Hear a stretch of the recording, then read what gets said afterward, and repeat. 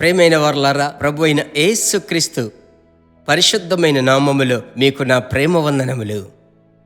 పరిశుద్ధాత్మునితో అనుదినము అను ఈ చిన్న క్లుప్త సందేశం మీలో అనేకులు చెప్పునదేమిటంటే, ఆ క్లుప్త సందేశమైనప్పటికీ ఆ సమయమునకు ఆ దినమంతటికి ప్రభు మమ్మలను బలపరుస్తున్నాడు అని మీరు చెప్పేటువంటి ఆ సాక్ష్యములను బట్టి ప్రభువుకు మహిమ చెల్లిస్తున్నాను.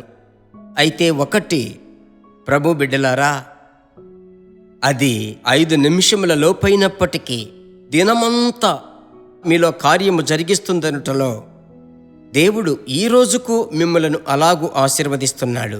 మర్చిపోకుండా మీరు సందేశం విన్న వెంటనే నాతో కలిసి మీరు బాగా ప్రార్థించాలి. ప్రార్థించి ముగించిన వెంటనే మీకు తెలిసిన వారికి అందరికీ ఎవరెవరైతే జ్ఞాపకం వస్తారో వారందరి కొరకు చిన్న ప్రార్థన చేసి షేర్ చేయండి. అప్పుడు వారికి అది ఆశీర్వాదముగా మారుతుంది. దేవునికి మహిమ. అలాగే మీ స్నేహితులు ఇంకా ఎవరెవరికైతే ఇలాంటి ఉదయకాలపు సమయమున ఇలాంటి సందేశం రాదని తెలుసో వారందరికీ మీరు జీసస్ మీట్స్ ఆ యూట్యూబ్ ఛానల్ను మీరే సబ్స్క్రైబ్ చేయండి, మీకు డైరెక్ట్గా వస్తుంది అని మీరు ప్రోత్సాహపరచండి. ఎలాగంటే సువార్తను ప్రకటించవలసిన ఆ యొక్క కాలంలోనికి మనం వచ్చాం. వాక్యంలోనికి వెళ్దాం. ప్రభుకి స్తోత్రం. యోహాను వ్రాసిన సువార్త 17వ అధ్యాయం 11వ వచనం. నేను ఇక మీదట లోకములో ఉండను, వీరు లోకములో ఉన్నారు, నేను నీ యొద్దకు వచ్చుచున్నాను. పరిశుద్ధుడవైన తండ్రి, మనము ఏకమై ఉన్నలాగున వారును ఏకమై ఉండునట్లు నీవు నాకు అనుగ్రహించిన నీ నామమందు వారిని కాపాడుము. చక్కటి మాట యేసయ్య ప్రార్థిస్తున్నాడు.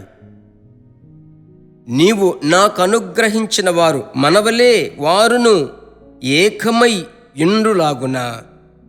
యేసయ్య ప్రార్థన 11వ వచనం. శిష్యుల కొరకు ప్రార్థించే ప్రార్థన, తన బిడ్డల కొరకు ప్రార్థించే ప్రార్థన అనుసరించేటువంటి విధానము చూడండి.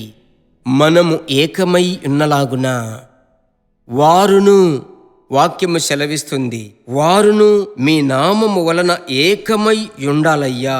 వారు ఏకముగా ఉంటేనే ఆశీర్వాదం విస్తరిస్తుంది. ఈ ఆఖరి దినాలలో ఒకరి కోసం ఒకరు కలిసి నడవలేనిటువంటి పరిస్థితులు, భిన్నాభిప్రాయములు, వ్యత్యాసములు తీసుకుని వచ్చే దుష్ట సాతానుకు చోటివ్వకండి. ఆమేన్. అప్పుడే మీలో అభిషేకం పెరుగుతుంది. భార్య భర్తగా ఉన్నట్లయితే అలాగైతే 3వ వ్యక్తికి చోటే వద్దు. ఏకముగా కూడుకొని మీ కుటుంబమును కట్టి లేపండి, ప్రార్థన జీవితమును కట్టి లేపండి. అప్పుడు అభిషేకం పెరుగుతుంది. అభిషేకం పెరుగుటకు ఇదియే రహస్యం. ఆమేన్. ప్రభు యొక్క ప్రార్థన, మీరు మీ నామమందు వారిని కాపాడండి, వారు మనవలే ఏకముగా ఉండాలి. ప్రభుకు స్తోత్రం. ప్రార్థించుదామా? యేసయ్యా, మీరు తండ్రితో ఏకమై ఉన్నట్లుగా మేము ఈ భూమి మీద మీతో కలిసి ఏకీభవించాలయ్యా. మాకు సహాయం చేయండి. ప్రార్థించుదాం. మా పరిశుద్ధుడమైన మంచి తండ్రి, ఈ ఉదయకాల సమయమందు మీ బిడ్డలతో మీరు మాట్లాడుచున్న యోహాను 17:11 ప్రకారం మీరు చెప్పిన మాటకై స్తోత్రమయ్యా.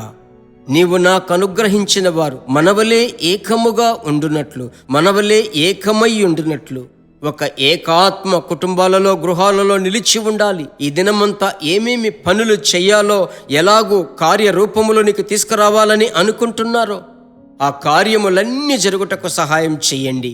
దైవిక సమాధానం విస్తరించాలి, కృప పెరగాలి. 1000 రెట్లు మీ బిడ్డలను ఆశీర్వదించండి. ప్రార్థన ఆలకించిన దేవునికి స్తోత్రం, స్తోత్రం, స్తోత్రం. కృప చూపండి యేసు నామములో తండ్రి. ఆమేన్. ప్రభువుకి స్తోత్రం. ప్రభునందు ధైర్యముగా ఉండండి. ఈ దినం ఒక గొప్ప సంతోషం, సమాధానం మీ హృదయమును కొలత లేకుండా నింపును. ప్రభు యొక్క కృప మిమ్మలను భరిస్తుంది. ప్రభు చిత్తమైతే మరలా కలుసుకుందాం. God bless you. దేవుని బిడ్డలారా, ఈ వర్తమానము మీకు మిక్కిలి ఆశీర్వాదకరముగా ఉందని మేము నమ్ముచున్నాము. ఇంకనూ మా వర్తమానములను విని ప్రభువులు ఆశీర్వదింపబడుటకు జీసస్ మీట్స్ మినిస్ట్రీస్ అను మా యూట్యూబ్ ఛానల్ ను సబ్స్క్రైబ్ చేయండి. మరియు మా ప్రార్థన సహాయముకై మీరు సంప్రదించవలసిన మా ఫోన్ నెంబర్ 9841252836.